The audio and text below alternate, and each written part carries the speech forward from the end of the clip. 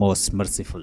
Dear student friend follower, today we are going to discuss types of criticism. We'll discuss Clint Broke biography. We're going to discuss the well-wrought by earned by Clint Broke. We're going to discuss Broke new criticism. We're going to discuss heresy of paraphrase. Heresy का मतलब होता है कि किसी pre establish notion और concept और dogmatic idea के ख़िलाफ़ जो एक इंटरप्रिटेशन देता है या आइडिया देता है उसे कहते हैं हेरेसी. नोट कर लें, द हेरेसी ऑफ पैराफ्रेज. इसने उसके ऊपर लिखा है कि कोई पोइट्री को आप कभी भी प्रोज में अच्छी तरह ट्रांसलेट नहीं कर सकते, क्योंकि पोइट्री कोई साइंस की लैंग्वेज थोड़ी है. पोइट्री और साइंस में कहता है बड़ा फ़र्क होता है. पोइट्री कंसिस्ट करती है, क्लिंथ ब्रोक कहता है कि पोइट्री कंसिस्ट करती है किसके ऊपर? वो मुश्तमिल होती है इमोशन, पैशन, फीलिंग, आइडिया, और उसके अंदर बहुत सारी चीज़ें बंद होती हैं जेस्चर, पोस्चर और सिग्नल की फॉर्म में. उसके अंदर आयरनी होती है, ड्रामेटिक आयरनी होती है, उसके अंदर वर्बल आयरनी होती है, उसके अंदर सिग्नल होते हैं, पोस्चर होते हैं, जेस्चर होते हैं, मेटाफर होती है, सिम्बली होती है, पैराडॉक्स होती है, और उसके अंदर बहुत सारी पोएटिक डिवाइसेस इनक्लोज्ड होती हैं, बंद होती हैं. आप एक स्टेटमेंट जो कि पोएट्री की लाइन है उसको आप साइंटिफिक किसी स्टेटमेंट के साथ कंपेयर नहीं कर सकते कि आप उसको कोई ट्रांसलेशन दे देंगे, क्योंकि उसका एक मीनिंग तो नहीं बनता. आप उस एक लाइन से पता नहीं कितने मीनिंग निकलते हैं. तो वो कहता है कि एक पोइट्री को प्रोज में जो लोग ट्रांसलेट करने की कोशिश करते हैं, उसे पैराफ्रेज करने की कोशिश करते हैं, ये रॉन्ग है. It is a wrong. So we'll discuss type of criticism. Let's discuss about the life of the person named Clint Broke. Clint Broke पैदा हुए हैं अक्टूबर 16, नोट कर लें, पैदा हुए हैं 16 अक्टूबर 1906 में, और डेथ हुई है इनकी मई 10, 1994. आपने सुना होगा कि न्यू क्रिटिसिज्म में सबसे ज़्यादा कंट्रीब्यूशन किसकी है? अमेरिकन की. क्रिटिसिज्म में जो वर्क किया है वो अमेरिकन ने किया है, अमेरिकन राइटर ने. अक्सर राइटर आपको मिलेंगे अमेरिकन. इसमें दो राइटर थे, उन्होंने कॉइन की थी, एक वर्ड कॉइन किया था, अफेक्टिव फैलसी और इंटेंशनल फैलसी.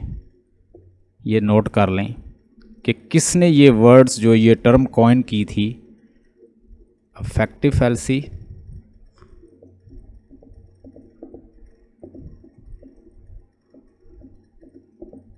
और दूसरा intention fallacy.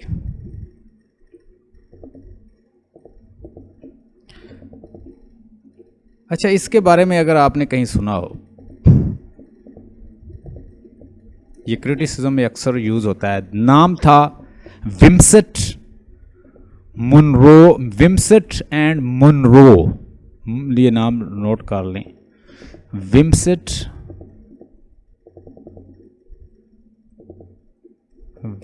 And Monroe, MONROE, Monroe बर्ड्सले.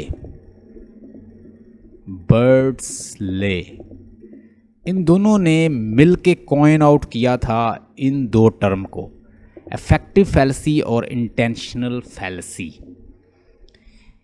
Affective fallacy में वो कहता है, नोट करें पॉइंट को, वो कहता है कि जब कोई रीडर, कोई क्रिटिक जज करता है किसी पीस ऑफ जॉनरा को, किसी पीस ऑफ आर्ट को, रीडर के ऊपर जो इमोशनल अफेक्ट कर रहा है उस बेस पे उसको वैल्यूएट करता है. मतलब एक ड्रामा आप दिखा रहे हैं और वो रीडर को रुला देता है, बस आप उसी के मुताबिक उसका निचोड़ दे देते हैं, तो वो उसे कहता है ये इंटेंशनल, ये क्या है? अफेक्टिव फैलसी है. मतलब affective fallacy occurs when you जज piece of genre, piece of art on the basis of its literature या arts affect on its reader. कि रीडर के ऊपर वो किस तरह का अफेक्ट कर रहा है, उसी की बेस से आप उसकी एवेल्यूएशन दे देते हो, तो it is known as affective fallacy.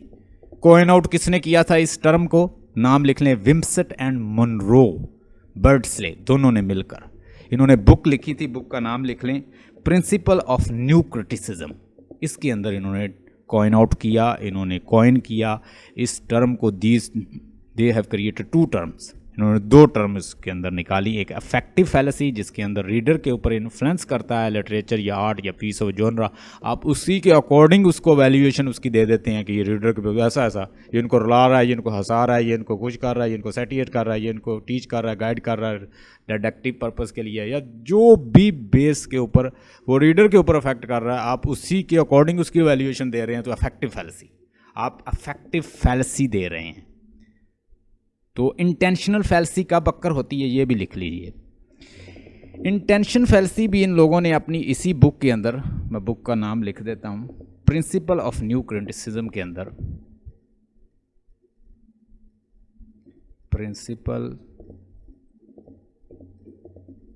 Of new criticism के अंदर कॉइन किया या बताया, क्या बताया कि इंटेंशनल फैलेसी तब होती है, लिखें, ट्राई टू जज writers work of art based on the intentions of the artist.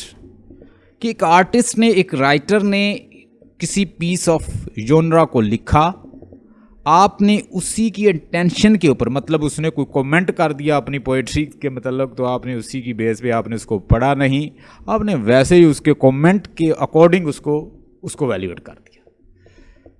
बात समझ आ गई कि आपने अपनी तो कोई राय दी नहीं, आपने क्या किया कि रीडर आर्टिस्ट, जो आर्टिस्ट है उसका या जो उसका राइटर है या जो उसका क्रिएटर है पीस ऑफ जॉनरा का, पीस ऑफ राइटिंग का, पीस ऑफ वर्क का, पीस ऑफ आर्ट का, उसने कोई कमेंट दिया हुआ है या उसने कुछ कहा है अपनी राइटिंग के बारे में या उसने कोई वैल्यूएशन दिया है, आपने उसी के अकॉर्डिंग उसकी वैल्यूएशन दे दी।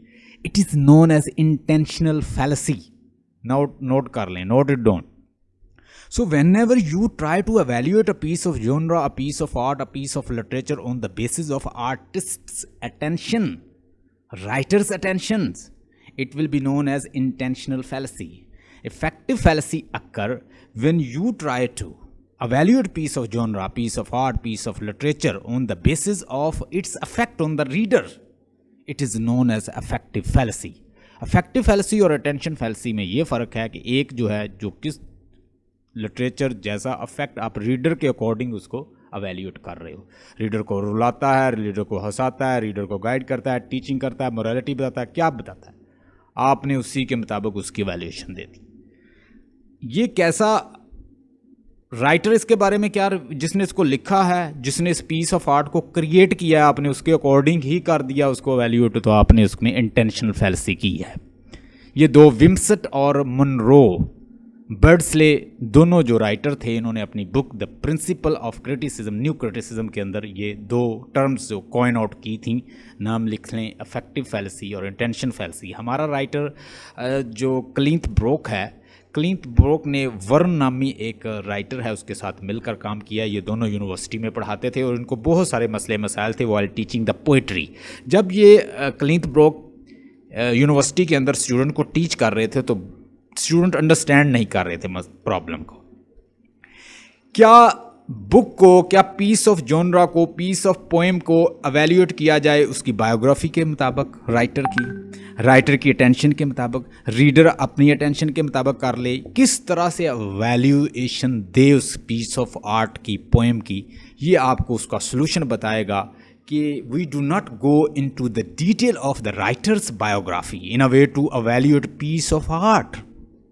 ओ भाई, हमें किसी पीस ऑफ आर्ट को, किसी पोएम को अंडरस्टैंड करने के लिए या उसे उसकी एवेल्यूएशन देने के लिए हमें उसकी बायोग्राफी में जाने की ज़रूरत नहीं है। वो कैसा रहता था, किस माहौल में रहता था, क्या करता था, बचपन में क्या करता था, किसके साथ ताल्लुकात थे। Don't need to go into the detail of the writer. जैसे कि मैंने आपको कहा था रोनाल्ड बार्थ ने ये क्या किया था। रोनाल्ड बार्थ ने एक बड़ा ज़बरदस्त कॉन्सेप्ट दिया था। मैं सबसे पहले आपको मैंने लिटरेरी थीरीज टीच की थी और बड़े बड़े थीरिस्ट मैंने पढ़ाए थे, इसलिए कि पहला काम रोनाल्ड बार्थ ने क्या किया था, कोई बताएगा मुझे? रोनाल्ड बार्थ ने पहला काम क्या किया था?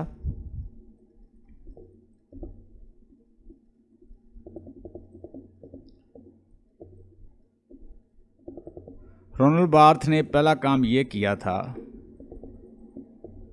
इनके नाम जो हैं थोड़े से डिफ़िकल्ट होते हैं, इनका जो लास्ट नेम होता है ना, जैसे ये रोनाल्ड है,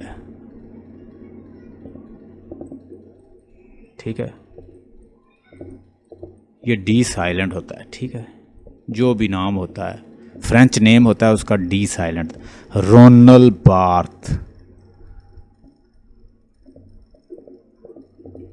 रोनाल्ड बार्थ ने कहा था कि टेक्स्ट, सर इसने डेथ ऑफ ऑथर लिखी थी। वेरी गुड, इसने डेथ ऑफ ऑथर लिखी थी।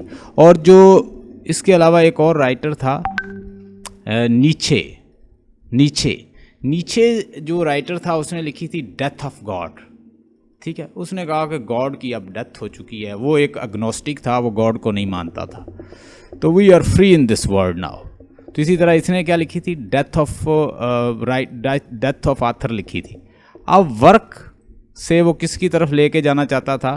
कहता है कि लोगों ने नाम दिए हुए हैं, जैसे ये शेक्सपियरन वर्क है, ये कॉलरेज वर्क है, ठीक है, ये कॉलरेज का वर्क है, ये वर्ड्सवर्थ का वर्क है, ये फलां का वर्क है। उसने कहा जी वर्क से लाएं चीज़ को, टेक्स्ट की तरफ आइसोलेट करें इससे, ताकि हम उसको अच्छी तरह से क्या कर लें, उसको उसकी वैल्यूएशन दे सकें।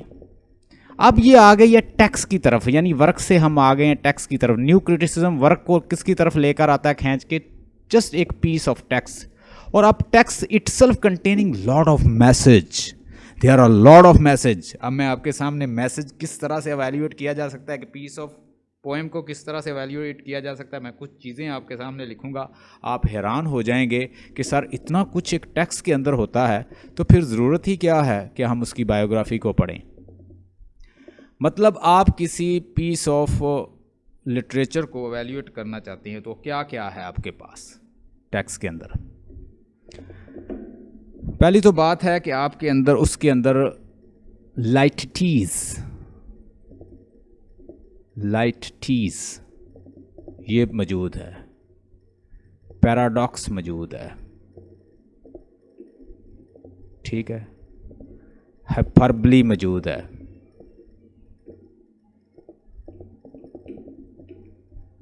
अपोस्ट्रॉफी मौजूद है। ये सारी पोएम के अंदर होती हैं। सिमिली मौजूद है, मेटाफर मौजूद है। हम इससे एवेल्यूएट करेंगे कि वो कहता कि आयरनी मौजूद है। और आयरनी भी दो तरह की, वर्बल आयरनी होती है एक, और एक होती है